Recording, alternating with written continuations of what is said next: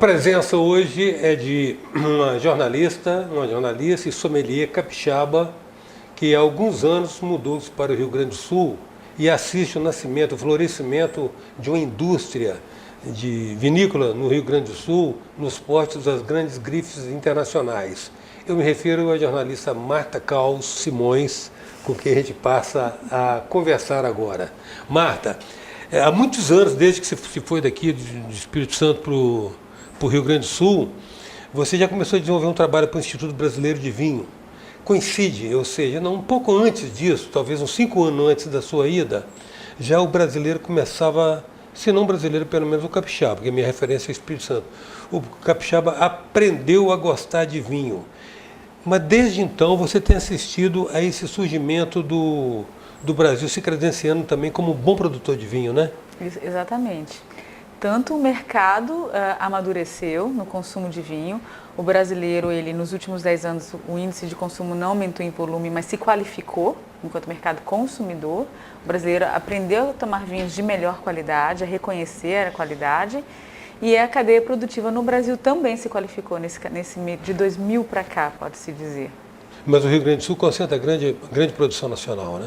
Hoje o Rio Grande do Sul responde por 90% da produção de vinhos no Brasil. Os outros 10% estão espalhados. Estão espalhados no resto do país. Seria 90% num total global e, em se falar especificamente de espumantes, esse índice sobe para 95%. E falando de suco de uva, que também é um derivado da uva, ele cai para 85%. Mas no cômputo geral, 90%. O pessoal que gosta de beber vinho e fica se desculpando com revesterol, os caras argumentam, os médicos contra-argumentam que suco de uva também tem revesterol. Também, mas também tem. Tem. Mas, porém, o fator do álcool, ele ajuda o organismo a absorver melhor o resveratrol. Ah, tem essa? Tem, porque ele é mais facilmente diluível no álcool do que na água. Tem pessoas que não têm, às vezes, tem restrições ao consumo de álcool, sim, por questões de saúde, né? Então, pode tomar o suco de uva, gestantes, por exemplo, enfim, que vão obter muitos benefícios, muitíssimos estudados há bastante tempo, assim. Mas o vinho, ele tem um fator do álcool que favorece a absorção desses benefícios, desses componentes químicos que o vinho tem no organismo. Ô Marta, e a questão do... É mito ou é verdade mesmo esse salto de qualidade que o espumante brasileiro, o espumante lá do Rio Grande do Sul deu, se ombreando mesmo? Os caras que eu já ouvi que entendem, falam que se nivelam as grandes marcas. É a nossa champanhe. Diz que o espumante do Sul é a nossa champanhe. Isso aí. O espumante no Brasil, ele disse hoje a gente observando o histórico produtivo do setor, se observou que o espumante é a grande vocação para o Brasil. Como país consumidor, por causa de condições de terroir mesmo, clima, solo, relevo, enfim. E a questão do consumo, por sermos um país quente também, que favorece, né, ele é uma bebida gelada, festiva, que tem borbulhas, que tem a ver com celebração, e isso reflete muito a personalidade do Brasil também, que é um país assim, né?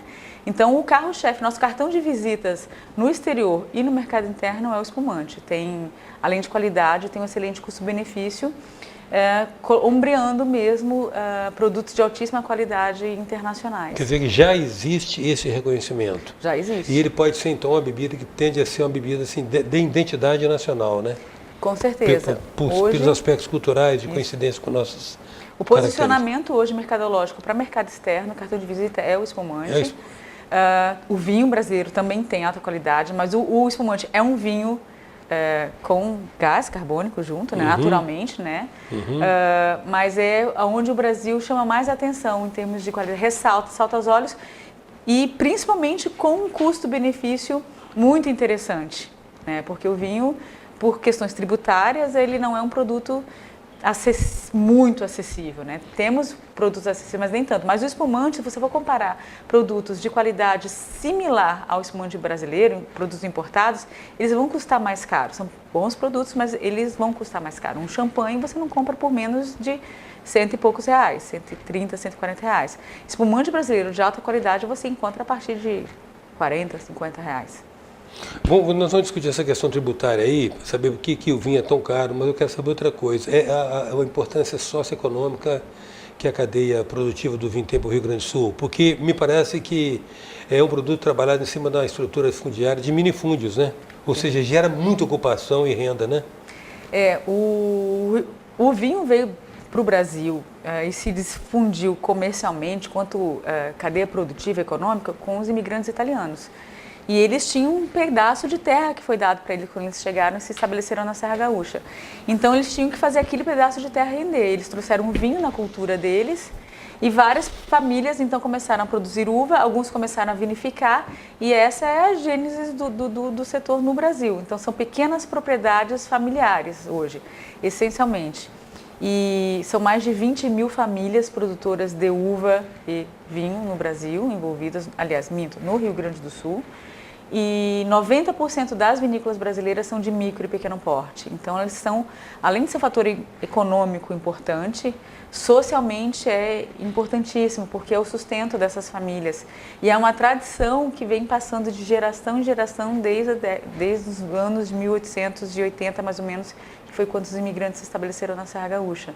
Então, é historicamente, culturalmente, economicamente e socialmente muito importante. A presença hoje é da sommelier, jornalista especializada em vinho, Marta Caos. A gente volta já.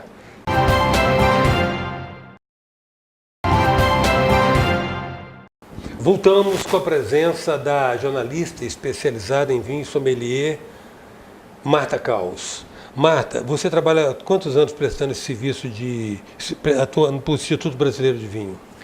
Para o Instituto Brasileiro de Vinho, o Bravin, desde final de 2012. Mas meu contato foi anterior ainda.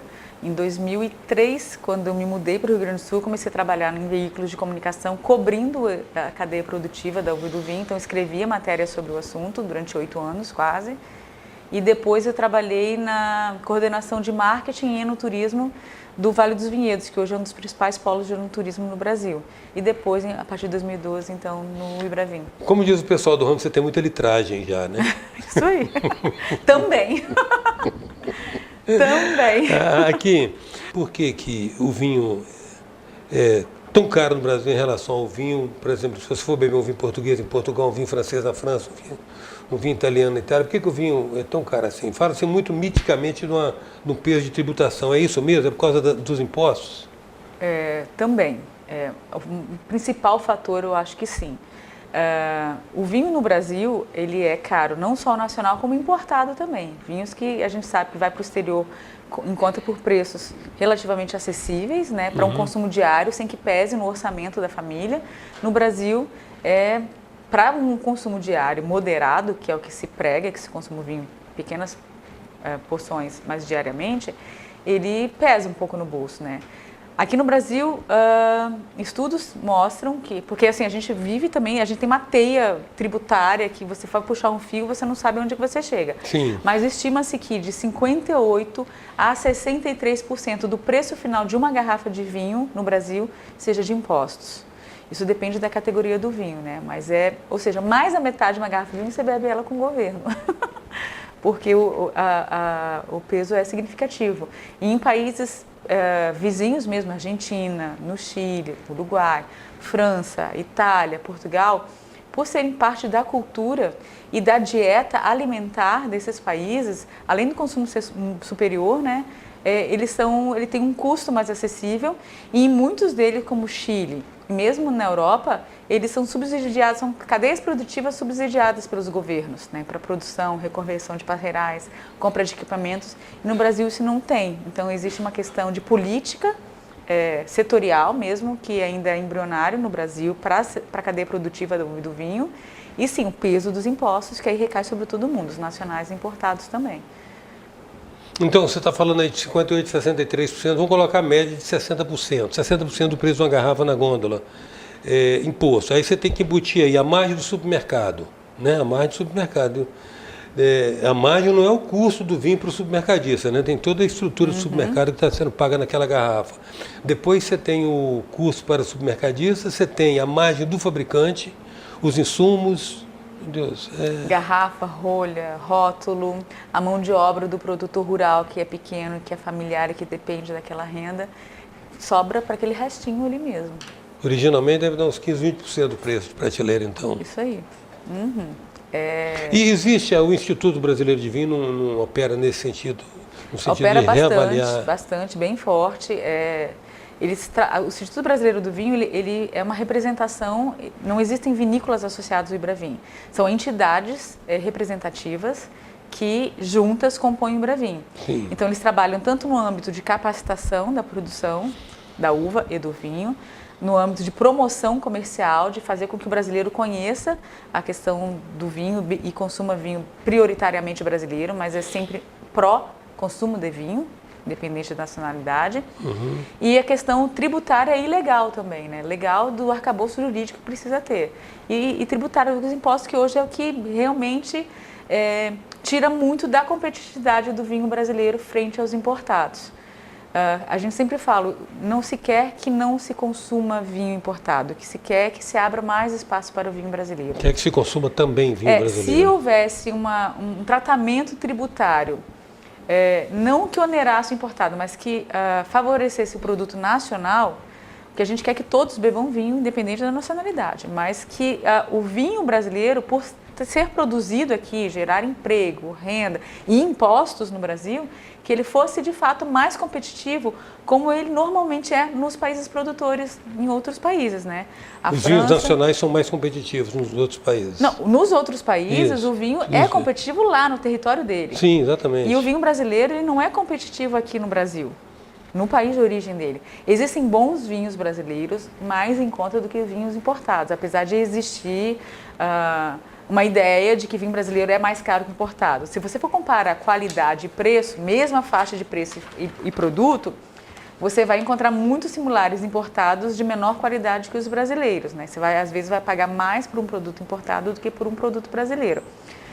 Mas existe uma ideia de que o vinho brasileiro é caro. Ele, na verdade, ele é tão caro quanto o importado. E ele poderia ser mais competitivo, mais acessível, sim, se houvesse um tratamento que favorecesse essa cadeia produtiva que se desenvolve aqui no país. Você vai para a Itália, para a França, ele é considerado alimento. Pois é, essa questão de ser considerado alimento, e nesse caso, se ele fosse considerado alimento aqui também, isso naturalmente repercutiria na tributação? Repercute porque ele entra numa outra categoria tributária, não de bebida alcoólica e de alimento. A gente sabe que esse tipo de enquadramento é difícil passar no governo por causa de questões de vertentes políticas, enfim, né? Religiosas, inclusive. Também. Mas, assim, o Ibravin batalha muito, então, para que ele seja entendido como um produto que faz parte de uma dieta alimentar e que parte dos impostos que são gerados, já que, assim, sim, a gente pede muito que se retire da substituição tributária, porque é um tratamento diferenciado na comparação com os importados que entram no Brasil e que parte do IPI, que é o Imposto sobre o Produto Industrializado, ele seja criado um crédito para ser reinvestido na cadeia produtiva. Reverta no setor. Exatamente. Qualificação, então, aprimoramento do processo. Promoção, qualificação, logística, amadurecimento comercial e corporativo das empresas, exatamente isso.